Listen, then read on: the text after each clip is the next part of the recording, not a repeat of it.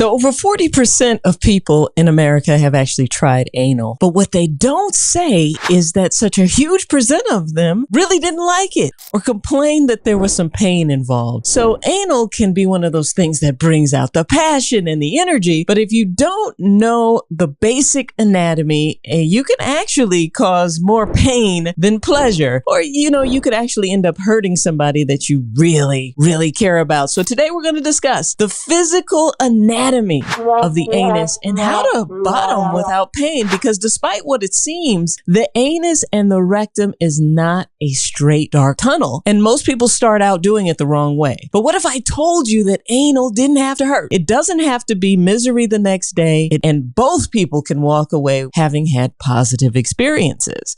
So I got this question from Tobias, and it says, "Dear Dr. Rachel, can you help? I have a girlfriend that I'm really into, but she doesn't enjoy anal. And we get along really well, but for some reason, this is a thing for us. I am not wanting it every day, but at least every now and then. Am I being selfish here? Please help." Well, Tobias, listen, in San Francisco, they surveyed 412 people. 96% of them reported having had anal. And out of those participants, about 86% of them said they had some pain at least once. And 64% of the people who had actually anally penetrated the partner said that the other partner said, "Listen, we got to stop because this is hurting." So let's get into it, because it really doesn't have to hurt. So I'm going to give you the top 5 mistakes people make when it comes to anal, which leads to the other person either running away or deciding not to do it. So let's get into it.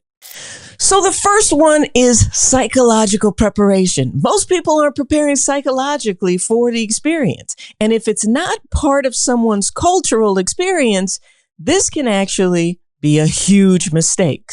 See, for many, this area is seen more as an exit and not an entrance. And so many cultural traditions have taught them that it's dirty or sinful. And so you've got to work into this process, conversations with your partner about how to make this event more comfortable for both of you. So first thing you have to do is get permission. Just because someone says they want to be intimate with you does not mean they want to have anal. So you want to be clear, concise, and direct about the consent to get anal, right? Or else you may end up in trouble. Although some people consider things like anal and oral as a version of something that doesn't really count as real sex, for heterosexual couples, there's no fear of pregnancy. So for many young people, it becomes a way to maintain virginity because they feel as though the hole isn't actually really breached. But for some men who have sex with men, they may not count it as real because it's not actually, they're not sometimes having sex with women when they do it. So as a result of this, they're putting themselves at risk. So we'll cut this so that they don't end up in trouble. Number 2, big mistake is hygiene. Yes, let's talk hygiene. Now, hygiene issues can create embarrassment. And first off, you definitely don't want booty particles in the mix. And it can be a turn off in most settings, but in some settings, actually a turn on. But you don't want to find yourself in an embarrassing situation. But there's clean, and then there's too clean. So many people assume that using an enema beforehand is the best practice.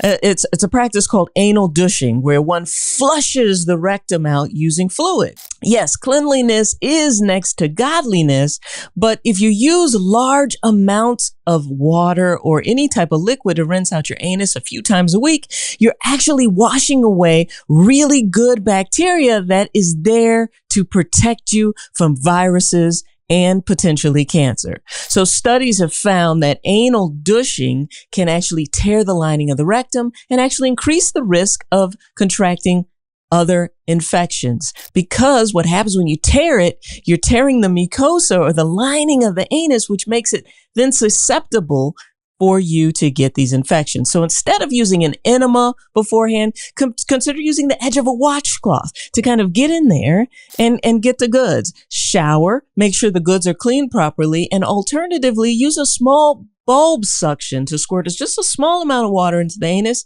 You can hold it in there and then release it, or you can actually get a bidet attachment to the toilet. where a cool stream of water just kind of rinses the area. Okay.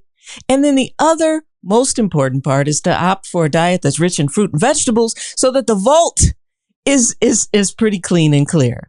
Now, the number 3 mistake that people get into is that they're not using condoms. Now, even if you're in a committed relationship, you're like, well, Dr. Rachel, I don't have to worry about sexually transmitted infections. Well, condoms are useful for cleanup when it comes to anal, but they're also an important part of protection because the skin of the anus is so thin.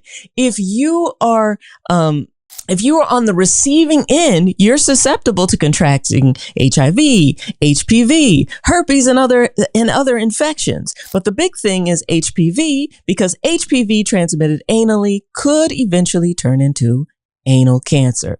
So getting a nice condom that fits snugly is a big part of this plan. Number 4 mistake is not using enough lubricant. And I'll say this, using Vaseline or Jergens instead of sexual lubricant that is designed for these purposes. So listen, there are no natural mucus glands that are going to help things slide and glide when it comes to anal. So most people are kind of opting for a water-based lube. But actually, when it comes to anal, you either want to do a water mixed with silicone lube or a silicone-based lube. Now, the water mixed with silicone is going to be gentler on your sheets, a lot less stains. And a lot less drying. The problem with water-based lubricants, like KY, please don't use that, is that after 15 minutes or so, 5 minutes for some people, it just gets dry and you have to splash more water on to bring the lube back. So opting for a lube that has a little bit of silicone in it goes a long way when it comes to anal. A really good one is Good Clean Love. They've got a great hybrid version. They've got a great hybrid version, and I am not affiliated with them in any way. The number 5 mistake that people are making is not understanding the anatomy. Knowing the anatomy of the rectum will decrease the pain, if not eliminate it. So the colon is about 6 feet long and waste is stored there. And as it moves down to the rectum before passing into the toilet. Yes, we got to talk about stool when we talk about anal. Now there's a sling or a muscle called the puborectalis muscle that wraps around the rectum in order to keep this S-shaped curve that you see here. But in certain positions, this curve opens up when the puborectalis relaxes. And the problem is that people are opting for positions where this S curve is closed, creating a wall of impact, versus opening it so it opens a nice pathway for impact, thus minimizing the pain. So in the standing position, it's closed. In the sitting position, it partially relaxes. And in the bending over position, it is still only partially relaxed. So the puborectalis actually keeps the rectum and the sigmoid colon in that S position or closed until you make this one single change. And this one single change is going into the squatting position. Yes, even when it comes to stooling, the squatting position is one that opens things up so that there's better movement. But when it comes to anal, it's exactly the same. So actually moving the knees closer to the chest when you squat, it fully relaxes the puborectalis muscle and straightens the rectum. And guess what? It is now ready to accommodate lengthy structures. So the number 5 most prevalent problem is that people are starting off with the wrong position. They're starting off in the missionary or the doggy style. And instead, they should actually do a squat, right? Because now that you see how the anatomy works, when there's a squat, you're not hitting the back wall. And until this becomes a comfortable strategy for you, it'll always be something that the other person is like, yeah, nah, I'm not really cool on that, until you figured out a way to accommodate things so that there is less pain. So Tobias, I want you to take this list of 5 mistakes that people commonly make. Make sure that you're not making this mistake. Like this video, share this video, and listen, it does not have to be a painful experience. See you later.